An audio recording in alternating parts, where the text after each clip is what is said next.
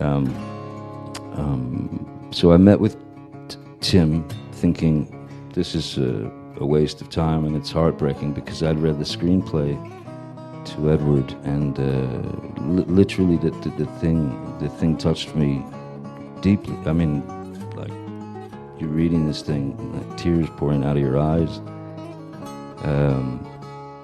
And I knew the character. I just knew the character. I knew what he needed to be, and so I met with Tim at this coffee shop. I didn't know what he looked like, so the joint was packed, and I'm looking around, and then I see this skinny fidgety dude with like sprigs of hair sticking out all over the place, and he was kind of like playing with spoons and drinking coffee and kind of drawing, and then and I went, oh yeah, that's him, and that's the guy, and so I went over and sat down, and we proceeded to talk about the role and about stuff and our childhoods and this and that, and remarkably similar backgrounds, and we spoke for like 3.5 hours and drank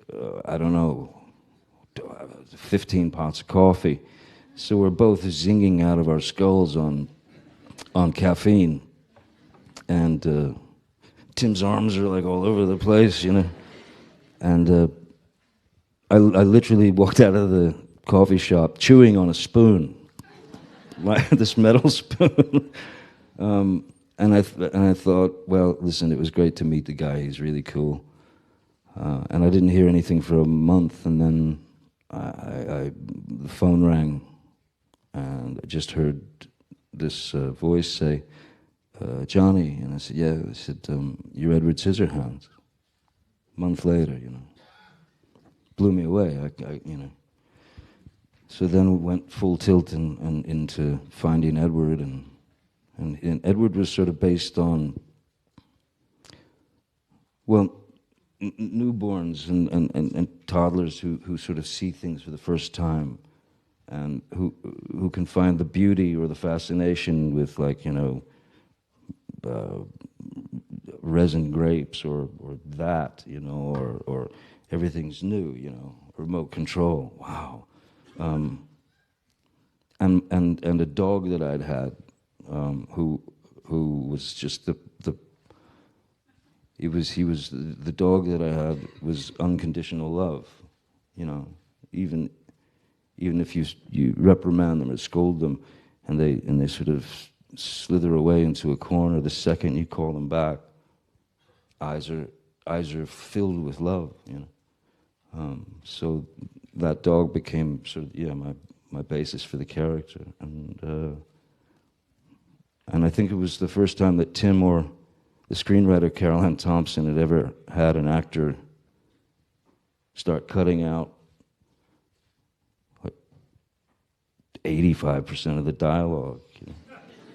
They were like, actors always want to speak more, It seemed to me that Edward had his vocabulary would be limited, certainly, but limited to in a kind of an innocent way. Like, instead of, I believe Diane Wiest when she comes and finds me in the castle, she asks me where my father is, and the line is written was, he's dead, or he died, and I thought that was maybe too